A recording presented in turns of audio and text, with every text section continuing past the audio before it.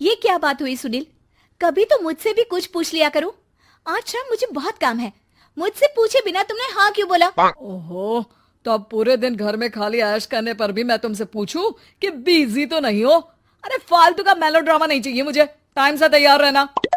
उसे सच में आज बहुत काम है बेटे, तू अकेले चला जाना। पहले पैसे कमाकर इनके खर्चे उठाओ और फिर नाटक देखो जरा। दोनों बाप बेटे हमेशा की तरह दोनों सास बहू को कड़वी बातें सुनाकर ऑफिस चले जाते हैं, जिसकी अब आदत होने पर वो दोनों भी किसी से कुछ बोले बिना अपने काम में लग जाती हैं। इसी तरह सुबह से शाम हो जाती है। मम्मी, समझ नहीं आ रहा, इतने सारे काम पड़े हैं जो कल सुबह तक अगर पूरे नहीं किए तब भी हम पर ही इल्जाम आएगा, और अगर पार्टी में नहीं गई तब भी सुनाएंगे। अरे इन कहो की तो आदत हो गई है बेफिजुल काय काय करने की। तू तैयार हो जा, काम मैं संभाल लूंगी। अब नेहा सुनील के घर वापस आने से पहले ही तैयार हो जाती है, जिस पर वो सुनील के आते ही पार्टी के लिए चले जाते हैं। वहां पहुंचकर हमेशा की तरह सुनील अपने दोस्तों में बिजी हो जाता है और नेहा एक कोने में खड़ी रहती है। रात बीतती है और अगली सुबह एक बार फिर वही रूटीन शुरू हो जाता है। इन लोगों को हमारे काम और जिंदगी की कोई अहमियत क्यों नहीं है? इन्हें कब समझ में आएगा कि घर में रहने वाली औरतें सिर्फ आराम नहीं करती। बेटा मेरी तो उम्र बीत गई यही सोचते हुए, पर आज तक ना वो बदले और ना जवाब मिला। लेकिन माँ, समय हमेशा एक जैसा नहीं रह सकता, इन्हें बदलना होगा। सुबह से शाम होती है और फिर रात। इसी तरह दिन बीतने लगते हैं। एक शाम सुनील और उसके पापा ऑफिस से जल्दी घर वापस आते हैं। तब हमें पार्टी में जाना है, सूट प्रेस करके दे दो और जल्दी तैयार हो जाओ। अरे तुम भी और घंटों मत लगाना, समझे? इसके आगे नेहा या सास को बोलने का कोई भी मौका ना देते हुए दोनों वहां से चले जाते हैं। कुछ देर बाद चारों पार्टी में पहुंच जाते हैं। यहाँ सब समझदार और पढ़े लिखे लोग हैं, कोई बेवकूफी करके मेरी नाक मत कटवाना। और तुम तो खासकर अपनी जुबान काबू में रखना, बहुत चलने लगी है आजकल। आप लोगों की शायद हमेशा हर जगह हमें इंसल्ट करने की आदत बन गई है। अच्छा, जब शॉपिंग पर मेरे ही पैसे उड़ाती हो तब ये बगावत याद नहीं आती होगी। काम न काज की, दुश्मन अनाज की। ऐसा बोलकर सुनील अपने दोस्तों के साथ चला जाता है और ससुर भी ऑफिस के लोगों के साथ गपशप में लग जाते हैं।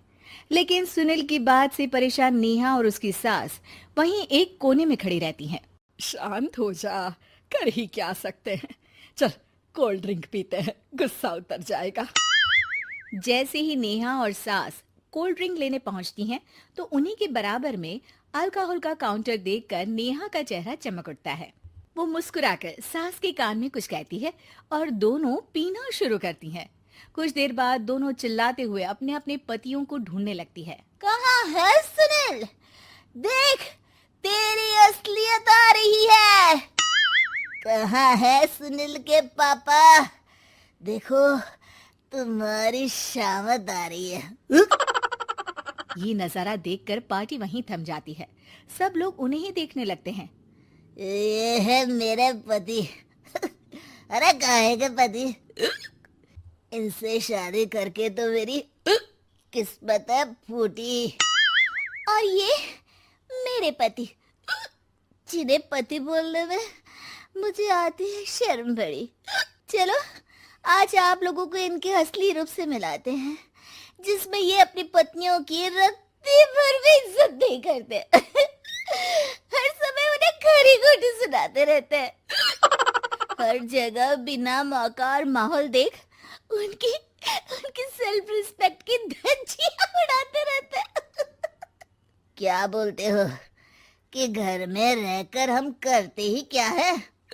अगर ऐसी बात है तो कल से खुद अपने कपड़े धोना, प्रेस करना, सब्जी खरीदना, खाना बनाना और पसंद ना आने पर दोबारा बनाना, जैसे हम करते हैं ना।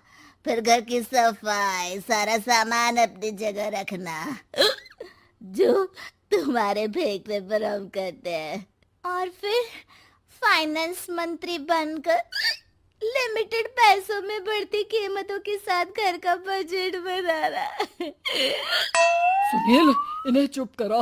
अपनी तो कोई इज्जत है नहीं, हमारी भी खराब कर रही है। हाँ, ये तो और बढ़िया है। अब अच्छे से सुनो। नेहा, ये क्या ड्रामा है? ड्रामा तो अभी शुरू हुआ है जी। सास और नेहा अपने मन की सारी भड़ास निकालने लगती है, जिसे चुपचाप खड़े रहकर सुनने के अलावा ससुर और सुनील के पास कोई चारा नहीं होता। बहुत देर तक यही सब चलने के बाद आखिर में दोनों सास बहू बेहोश हो जाती हैं। अगली सुबह सिर दर्द के साथ दोनों की नींद अपने अपने कमरे में खुलती है, जिस पर उनके पति उन्हें हॉल में लेकर आते हैं। मेरा सिर इतना दर्द क्यों कर रहा है? मेरा भी। इतनी देर में ससुर 2 गिलास नींबू पानी लेकर रसोई से बाहर आते हैं। ये लो नींबू पानी, इससे सिर दर्द ठीक हो जाएगा। हम दोनों आपसे कुछ कहना चाहते हैं।